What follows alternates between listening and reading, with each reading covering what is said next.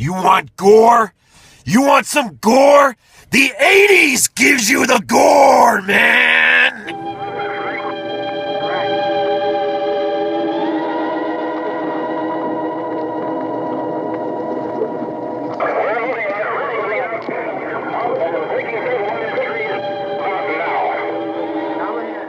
Hey guys, Rob from Georgia here with episode 15 of my 22 Shots of Appreciation.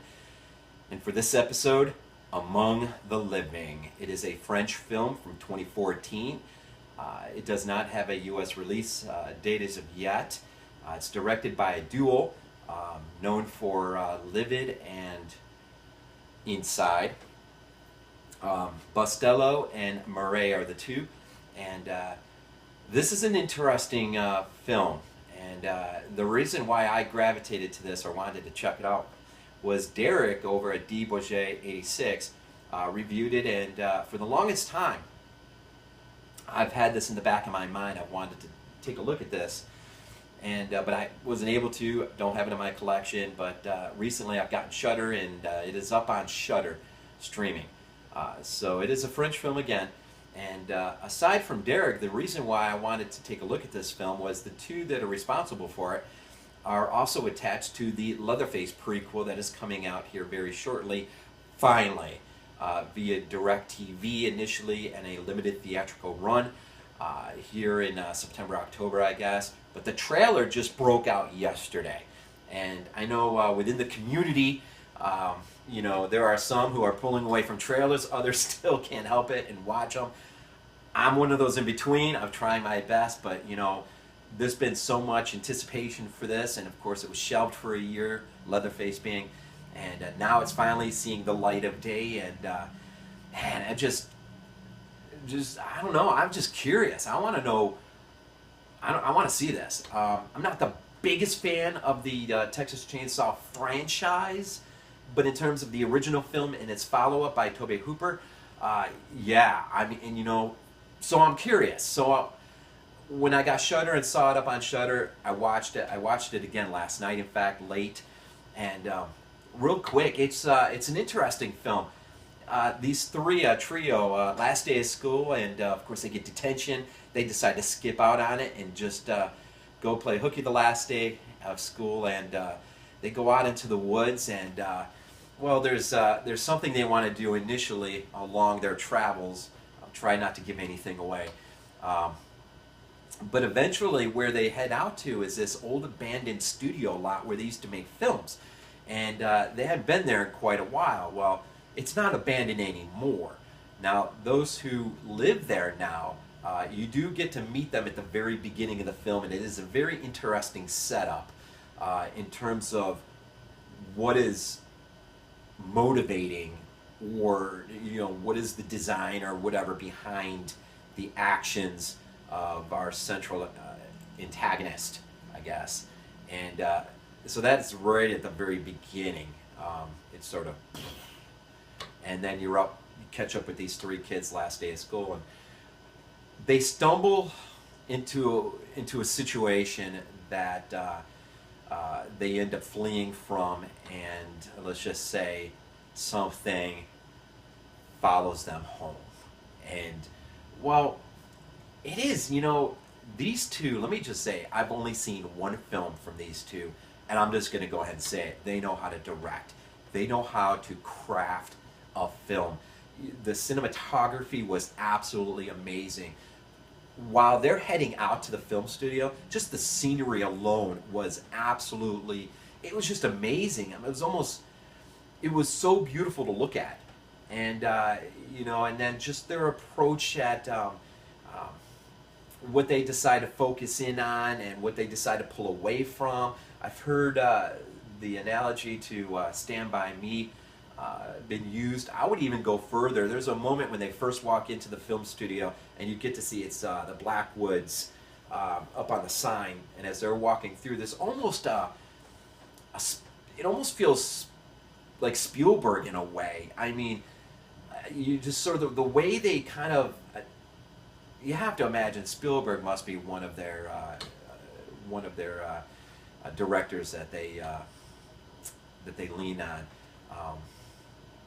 But anyways, the score, the music, it's just wow. Certain things are left off screen, while some other things are not. The use or how they developed certain dynamics in terms of these three kids and their families. Victor being the main kid, how his family stands out from the other two, and in fact, the order in which each of these three boys are dealt with is interesting as well. The whole approach to this film is pretty amazing. It's got a pretty short running time. I don't even want to guess, 124 maybe. I am probably wrong. And the film actually, for me personally, it doesn't feel long at all. I've heard it said it feels a little long, but not for me. This movie is just so gorgeous to look at it at certain points. I enjoyed it. Now there's certain times while my eyes were glued to the screen, I just could not pull away, and I couldn't get enough of something. There were other times that I kind of did pull away and look away because, quite frankly, I did not want to indulge at that particular moment. But that was the interesting contrast that these two work with. They understand how to push and pull in certain areas, and they're able to suck you in, and then they're able to kind of turn it right around in a way that forces you, or at least me, to want to be like, whoa, okay. Now for Leatherface, it's funny seeing the trailer. Maybe the one image that stuck out to me most of all was the woman running through the woods. Immediately, I thought of Dario Argento's Suspira.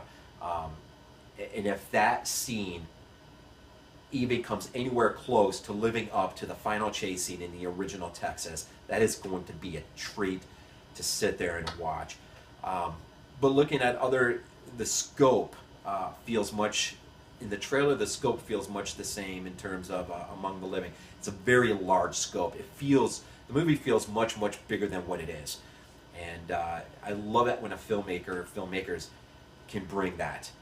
And Leatherface, at least in the few images that they give us, it looks like it's going to also be a very beautiful film to look at in terms of its cinematography, and we'll see about the score and whatnot. But I feel pretty safe to at least know that what we're going to get in Leatherface is going to be some fresh air into this franchise. My only hope, my real hope, is that when all is said and done, you're able to move from the prequel into the original as seamless as possible. I think the greatest thing in the world would actually be to, when it comes to releasing Leatherface out on Blu-ray, I would love it if they followed Frank Darabont, his release of The Mist in black and white, the release of Fury Road in black and white. Even Logan now has a black and white transfer. It would be really, really awesome on the Blu-ray release. I don't know if they thought about it at all, but to have a black and white release aside from the color release, because I know that's going to be gorgeous to look at just based on what I saw with Among the Living, might help actually tie it in better to the original Texas Chainsaw Massacre film. So I don't usually walk into films with that specific motivation, but with this I did, and I'm pretty excited. Now, knowing that these two were willing to jump ship because of creative differences, and the fact that this film, Leatherface, actually got done, and maybe the fact that it was shelved for a year, maybe there is reason for hope that this film is going to be pretty crazy to take a look at. So, but Among the Living, 2014, again, Bustillo and Maury are the two who directed it, and it is currently streaming on Shudder. And again, these are the two who are responsible for the Leatherface prequel. The trailer has finally been released, and it was interesting to do sort of an interesting cross comparison between the film Among the Living and at least what little we got in the initial teaser trailer. I'm not sure if it was a teaser per se. It felt more like a trailer. But it'd be interesting to see these two continue to develop and move along, and I'm really hoping, at least for their sake, that Leatherface is well received, and perhaps Among the Living and some of their other films can get a bigger U.S. Distribution. So anyways, Among the Living, episode 15 of my 22 shots of appreciation. Again, this is VHS 82 apostrophe, and again, this is my ongoing shout out to the 22 Shots of Moodz and Horror podcast, both Moodz and JP and Jeremy and all they do, and so that's why I do this. So Among the Living, if you're not too squeamish, check it out. It's on Shudder. Again, thanks for watching. Hit the like button if you'd like, and leave a comment. Hopefully I said something worth leaving a comment for, and as always, go Bills.